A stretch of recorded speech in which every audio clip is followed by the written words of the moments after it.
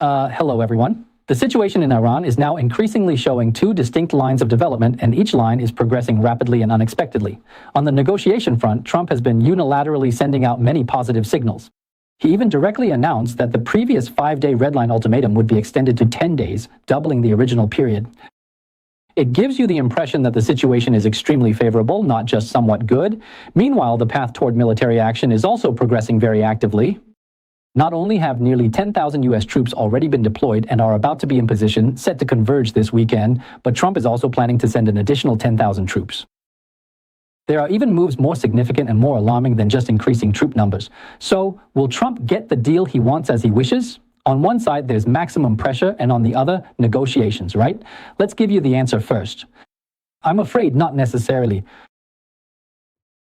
And then some time ago, there was a sudden surge of rumors online with people saying that Wen Jiabao's entire family had been arrested and that his son Wen Yunsong had fled alone to the United States seeking help, and so on. At the time, I told everyone that this was most likely unreliable, and today, Wen Jiabao has made another public appearance. Unlike last time when he only showed a handwritten greeting card and made an indirect appearance, this time he came out in a very direct and high-profile way, making a public appearance. So what exactly does Wen Jiabao want to express? Is he simply showing up to let everyone know he's safe? Or is there some other message behind it? Today is March 27th Eastern Time. I'm Tang Jingyuan. Welcome to our show, Jingyuan Talks, and we also warmly welcome you to subscribe to our channel. As you can all see, the great drama between China and the US is unfolding one act after another. After Iran, it's the CCP's turn. So by subscribing to us, you won't miss any critical moments. Not only will you know what happened, but you'll also understand why it happened. Let's first discuss with everyone today's most shocking focal point on the battlefield. First, there's a bombshell from the Wall Street Journal today. They cited U.S. Department of Defense officials familiar with the matter, who directly revealed that the Pentagon is now considering sending up to 10,000 additional ground troops to the Middle East. The purpose is to provide President Trump with more military leverage while negotiations between the U.S. and Iran are ongoing.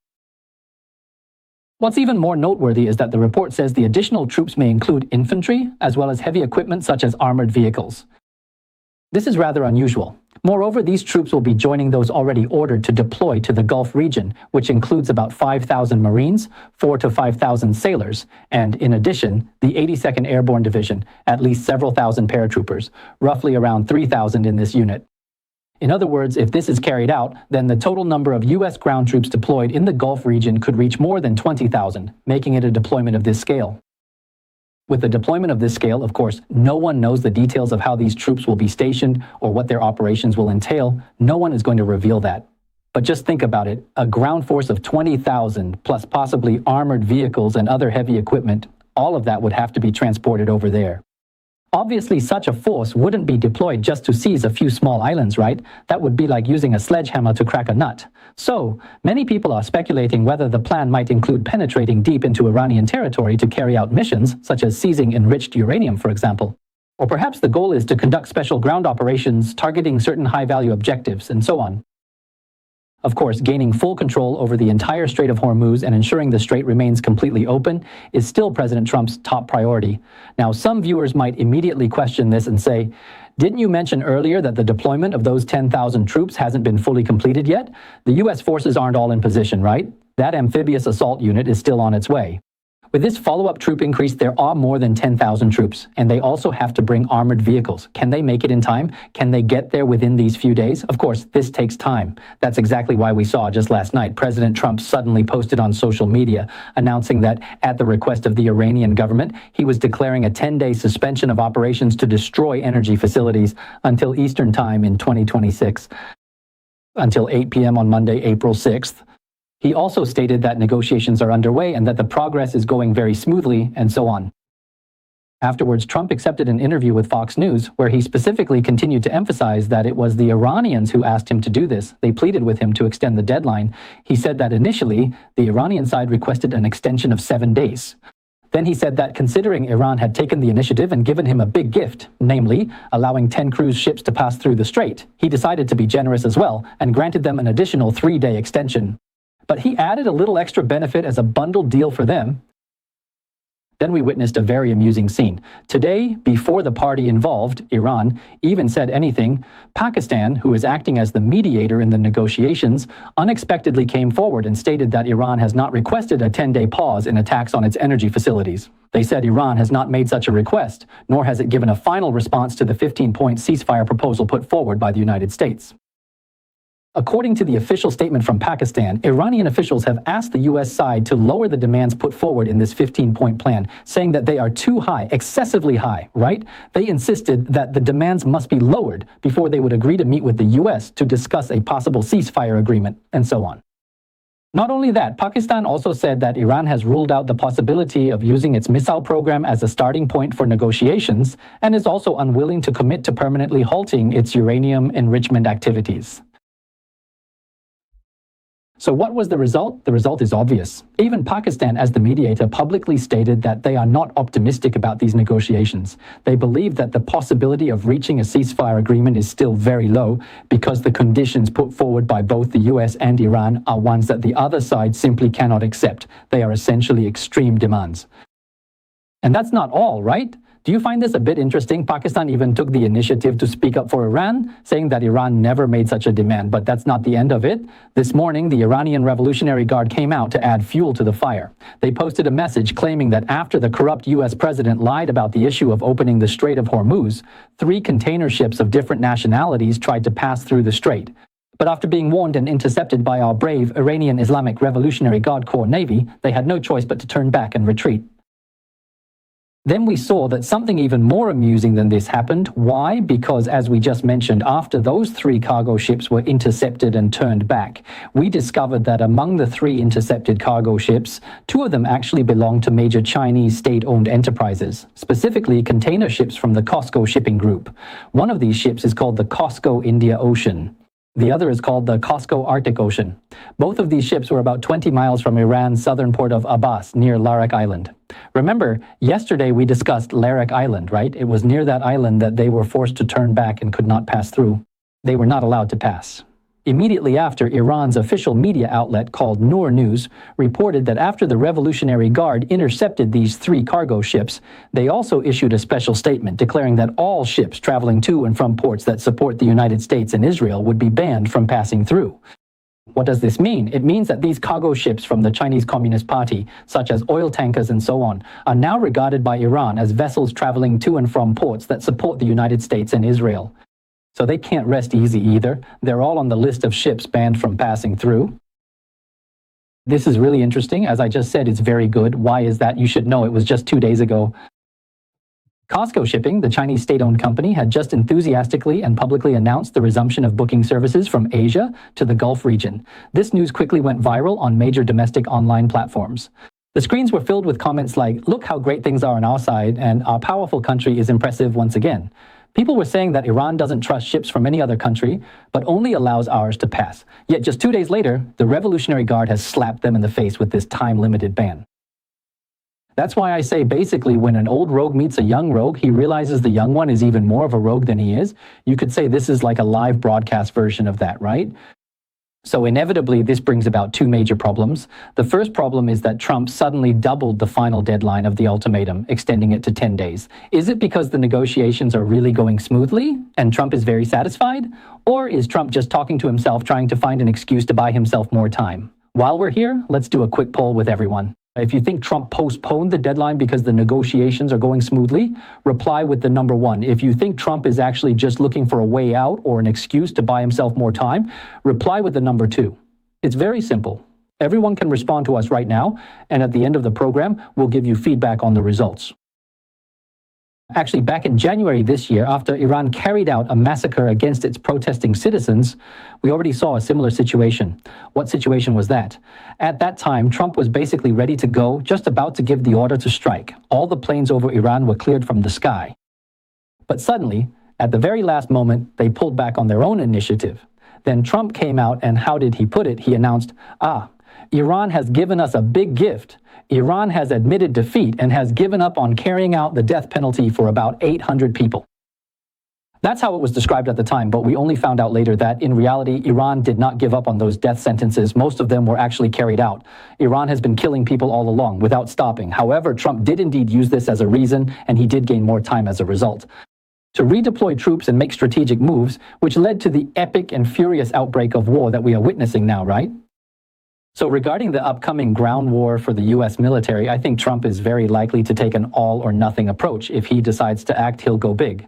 That seems to be his style. In my view, he really does need more time to assemble ground forces and equipment. So I also think it's quite possible that Trump is just giving himself a way out. It's a proactive move, giving Iran an extra, 5 days? So in total, that's 10 days. Let's take our time negotiating, right? We'll talk things over slowly on this side, while on the other side, they're seizing the opportunity to quickly mobilize their troops, right? That's the idea. This is the first major issue. Now, another big question that many people might find very strange, as I just mentioned, is how did they manage to turn back the CCP's ship? Isn't the CCP supposed to be Iran's big backer? Right? The main patron? What about Iran's funding, its missile technology, even those techniques for digging tunnels and burrowing underground? Weren't those all provided by the CCP? All those tactics were taught and spread by the CCP, weren't they? Just yesterday, Reuters published an exclusive report saying that SMIC, the CCP's top chip company, started supplying Iran's military with semiconductor manufacturing equipment and tools about a year ago, around March 2025, so that Iran could start making its own chips. It also mentioned that this almost certainly includes training Iranians directly in SMIC's semiconductor technology, teaching them hands-on, providing both the technology and the equipment. So you see, the CCP is willing to risk the possibility of severe sanctions from the US just to give such precious technology to Iran. You could say that's a really close relationship, right? So how is it that at this critical moment, Iran turns around and won't even let a few of your Chinese oil tankers and cargo ships pass? You're getting the same treatment as all those other countries. There's no sign of any special treatment for you. Why has such a strange situation occurred? Let's pause for a moment and move into today's sponsored segment. I'd like to introduce and recommend this health supplement made from Red Sea cucumber from Jeju Island, South Korea, which often sells out. This health supplement made from Red Sea cucumber comes from Jeju Island in South Korea and is produced locally using traditional manual methods. It is made from wild Red Sea cucumbers that are harvested from the ocean floor. Therefore, its restorative effects are excellent. The repurchase rate is also very high, and because these Red Sea cucumbers are wild, the supply is limited, which is why it often sells out. Let me share with you the experience of a lady. Her 88-year-old father in China had issues with his knee joint. It was particularly uncomfortable, very painful, making it difficult for him to move around, and he needed to use a wheelchair. Walking was extremely hard for him. This lady, after watching our program, decided to give it a try and bought the Red Sea cucumber to send back home. After her father took it for a period of time, she said he gave her some feedback. The comfort level of his joints had clearly improved. His ability to move independently also increased significantly, so he was very pleasantly surprised. There's another example from Ms. Song in Miami, who has had consistently high blood pressure for many years. She also gave us feedback. After taking this live sea cucumber for a period of time, she felt that she no longer felt dizzy during the day, and her sleep quality at night had also improved significantly. She said she felt her overall mental state was very good. Of course, these examples above are all personal feedback from viewers who have shared their own experiences with us, so it doesn't necessarily mean that everyone will have exactly the same results. Because the supply of this infrared supplement is limited, we are now launching a special promotion, a double gift offer for regular monthly purchases. What does this mean?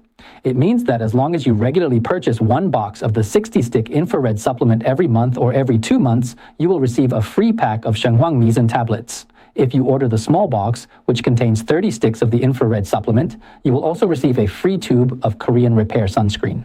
In addition, anyone who participates in our monthly subscription during this promotional period will also receive an extra $10 voucher for Shenhuang products, valid for 2 months. Besides that, friends in mainland China have an exclusive special offer just for them. Only friends in mainland China are eligible. As long as you purchase a box of 60-stick Red Sea cucumber, you will not only receive a free pack of Shenhuang Mizan tablets, you will also receive a 65-year-old honey and a whole root of wild black ginseng, plus an additional $10 voucher for Shenhuang products. The more you buy, the more you get. Of course, if you say you don't want to subscribe and just want to make a one-time purchase, that's fine too. That's no problem either. But everyone, please remember, for one-time purchases, you need to enter my exclusive discount code TJY, just these 3 English letters, to also enjoy a 15% discount. The only thing is, I can't 100% guarantee that there will always be stock available for everyone at any time. Right? Okay, thank you all for your support. Now let's get back to the previous topic. Why is it that Iran doesn't give face to the CCP's envoy, Chuan Duolan? Just yesterday, the Epoch Times published another exclusive report quoting sources close to the Chinese Ministry of Foreign Affairs, who revealed that Foreign Minister Wang Yi has repeatedly been ordered to communicate with the Iranian Foreign Ministry. The core demand is for Iran to ensure the maritime safety of Chinese merchant ships so they can pass through safely. However, Iran's response was quite disheartening. According to the leak, Iran stated that they could only guarantee the safety of some goods being shipped to Iran itself, and they emphasized that this guarantee was limited to only a portion. What does that mean? What? It means that if your goods are being shipped to Iran, they can guarantee your safety, but if your ship is leaving from Iran or departing from the Iranian side, they can't guarantee anything. That's basically what they meant. So, according to this source, Wang Yi has already made multiple secret attempts to negotiate and communicate with Iran over this matter, but in the end, all of them have been fruitless. Of course, this so-called selective security from Iran means that if you give them something, they can guarantee your safety, right? But if you want to take something out from their side, that's not allowed. In essence, this is just Iran using its refusal to provide military aid to the Chinese Communist Party as a form of blackmail, essentially a kind of soft extortion. What this reflects is what we've been saying. Iran now wants to use this approach to drag the Chinese Communist Party into the fray. If you give me military aid, if you support me, then we can truly form an alliance, and I will ensure that your ships can enter and exit safely. So you can see that this kind of tactic once again puts Xi Jinping in a difficult predicament, caught in a dilemma with no easy way out.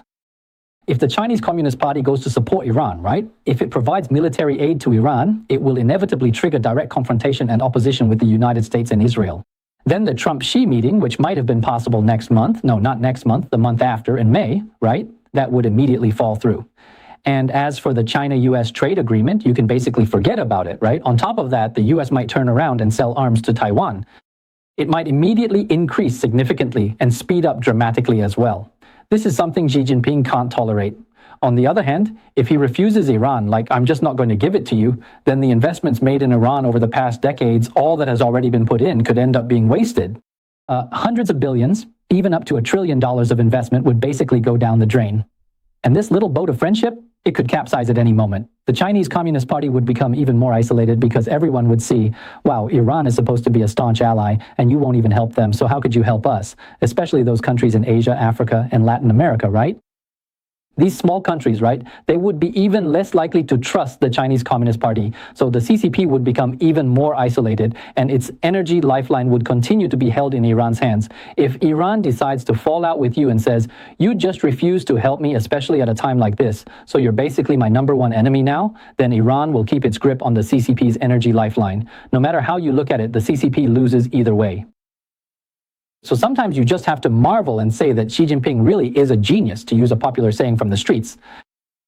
Xi Jinping and his team are always able to precisely grab the dirty end of the stick every single time. It may sound a bit crude to put it this way, but I think it's an extremely accurate description, and Xi Jinping has never made a mistake. Not once. Every time he manages to grab exactly the problematic end. This kind of absolute reverse operation ability is remarkable. Even if you put someone like Emperor Hui of Jin from history, the one who famously said, why don't they eat meat porridge, and was considered rather foolish, even if you put him in Xi Jinping's position, he probably couldn't even come close, even if you just found someone with a congenital intellectual disability, to take his place. If someone like that were in charge of governing the country, sitting in Xi Jinping's position, and just flipped a coin every day to make decisions whether to do something or not, they'd still have a 50% chance of being right, wouldn't they? But someone like Xi Jinping, who manages to get everything 100% wrong, that's truly unprecedented, both in the past and in the future. I have to say, this fat Xi can turn every situation into a lose-lose scenario, where advancing means losing and retreating also means losing. It's really astonishing and leaves people in awe.